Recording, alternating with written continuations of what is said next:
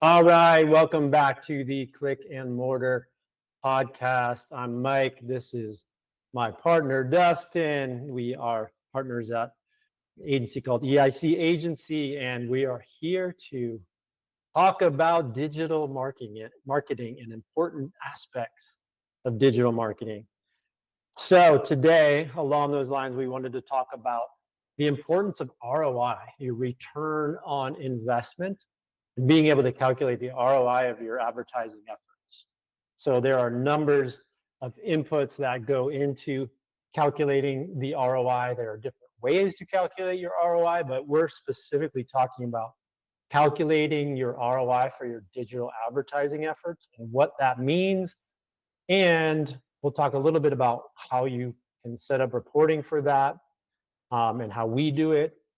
But also what those specific inputs are that you need to track to know your ROI, to know what your efforts are returning for you, and to know where you should be, where you could be, where you can be on your ROI efforts or in your calculation of ROI to make sure you're making money for yourself. So with that, I will kick it over to you, Dustin, to top line it, and then we'll get into some of the details. Yep, ROI is my favorite subject because it's success. It's, are you making money or are you not? And when it comes to your marketing, it needs to be making you money, or at least you have to see a path on where you're going to break even or even start being profitable. And so, we've talked a lot about offers and one, they attract people and they generate leads, but two, if you package an offer, you can control your costs and your margin. And the big thing with ROI and where most people are at is they're not even tracking, ad spend to revenue. So that's the first piece of it. But once you start solving that, getting even deeper into, well, what are the product costs? What does it cost to deliver on all of that? And getting into the real profitability of that offer. And so, first step that most businesses don't have is the way to even track, are sales happening? Did it come from an ad? Did it come organically? And so the first order of business is getting tracking in order. And so usually this is where we see most businesses. I've seen very few businesses come through or like, wow, you guys are completely set up correctly, doing well on tracking the ROI. But I think that's at the basic, getting a handle on that of how you're going to track is the first step in identifying what your ROI is. Excellent. Yeah, I also want to put it in a more specific context of our paradigm and how we look at this world. There are different worlds within digital marketing and different ways to calculate your ROI as a result of that. So we do lead generation as a company. We generate leads for companies. And so we have a specific way that we look at ROI. And by the way, we have an ROI calculator on our site. You can go to eic.agency and click calculate my ROI and get a top line, a number for yourself on what your ROI can look like. The way and the parameters that I want to cover, and Dustin, you can chime in here as well, are in lead generation, what numbers are critical for you to look at as a business. If you are a service-based business or a business that survives off of your leads, what are those critical metrics that you have to make sure you're measuring? As Dustin said, like, make sure you're measuring these metrics, and then obviously have the calculations in place and the reporting in place so you can calculate these things. So the top line things are, first of all, your spend. How much are you spending? From that, how many leads are you getting from that spend? And then from that number, what is your cost per lead? So it's pretty simple mathematics there. My spend was $1,000. I got 20 leads. So my cost per lead is $50, right? So you want to know your cost per lead. What's it costing you to get a customer, or at least a lead? From there, you then have some math to calculate, okay, from those leads, how many of those leads are turning into actual customers? How many sales am I actually generating from those leads? So that's going to get narrowed down a little bit from leads to actual customers. So again, simple equation though, but what's my conversion rate of lead to customer? So let's say it's 50% in the example that I just gave. You got 25 customers from those 50 leads. So then you have basically a cost per sale. And then of course, what is your actual sale amount? What are you on average, AOV, average order value, selling to those amounts of customers that you just acquired, right? That's a very important number. Some people don't know that number, AOV. What's your average order value? What is an average customer worth to you? And this is, again, just on your first sale. There's more complex calculations that you can do with ROI if you have trailing sales or ongoing sales, etc. We're just talking about a one-to-one acquisition cost to actual sale. So you do want to know that number as well, AOV. And then you simply just multiply the number of customers you got by the average order value. That's your total sales. And then you can divide that number by what you spent to get those customers. And that's your top line gross ROI on your ad spend. Dustin, what did I miss? I just said a lot. So wanted to kick it back over to you. There's obviously other complexities here, but what did I miss, or what would you add to that? And again, remembering that we're talking about lead generation and calculating ROI from lead generation. No, I mean, you hit everything perfectly. Pretty much all other metrics are vanity metrics when it comes to impressions, clicks, CTR. I mean, all of that, I won't say that they don't matter, but they are vanity metrics, and they'll kind of correlate to the first piece of that equation that you came up with is the lead, and really getting a pulse on the cost per lead. From a high level, perfect. Once businesses have that, the next step is, what is driving that lead? Is it ads? Is it organic? Within ads, is it Google? Is it Facebook?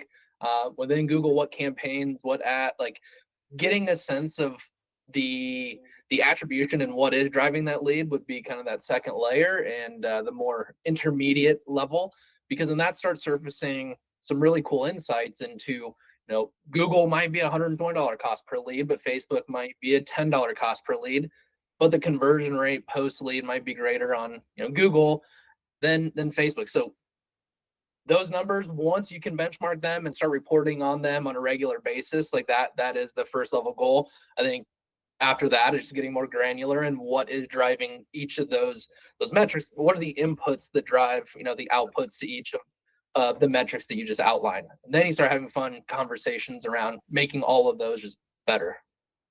Yeah, absolutely. So we'll put some of this math in the post and in the notes, so that you have the overall general math that you need here.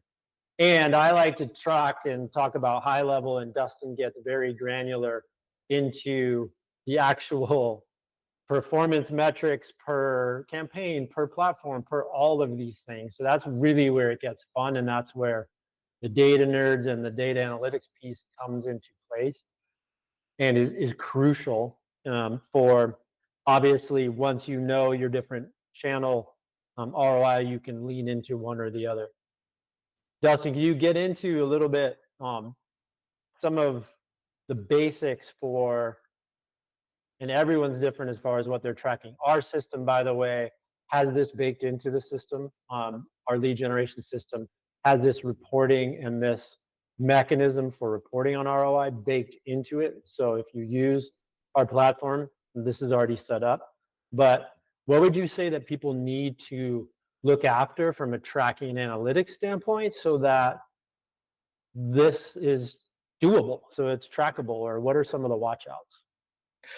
Yeah, the first piece is having a place to house these leads. So typically you're going to have people that are out and about talking about your product or service. You're going to have something online, but however you're going to have this offer, however you're offering your service to drive the lead, you need somewhere to get them into a central spot. At the very basic level, Google Sheets or an Excel sheet is, very bare bones how you start. The next level is like a CRM, and I mean, there's so many out there. Obviously, we'd love you to use ours, But once the lead comes in, you need a place where you can house them all, you can database them, understand, what type of offers they're interested in, what are their pain points, that we can start building a relationship with these folks. And then once you start the nurturing, so most CRMs have automation, nurturing, the different price points, different complexities of how great the automation is. But the next step is, once the lead comes in, is being able to nurture them down a path to sale. So having a system to where you can email, text, call, and really nurture that lead until they say, yes, I'm ready to buy and transact. And then that's the next big piece is, do you have a mechanism to know that they transacted with you? Can you capture payment? Do your sales reps go in and move something or mark something that says we did business and we have a value amount? Having a system, again, ours, we automate it as best as we can within business processes, so less time to do it, but having a way to track that, once you kind of have those pieces there, it gives you the variables to the equation that you went through, where we know how many leads we had, we know how much revenue we had, how many customers we had.